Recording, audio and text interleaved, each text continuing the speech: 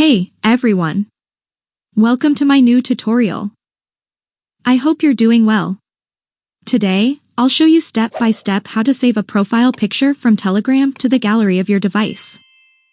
So if you're ready, let's get started right away with the process. First, open your Telegram app and log into your profile if you haven't already.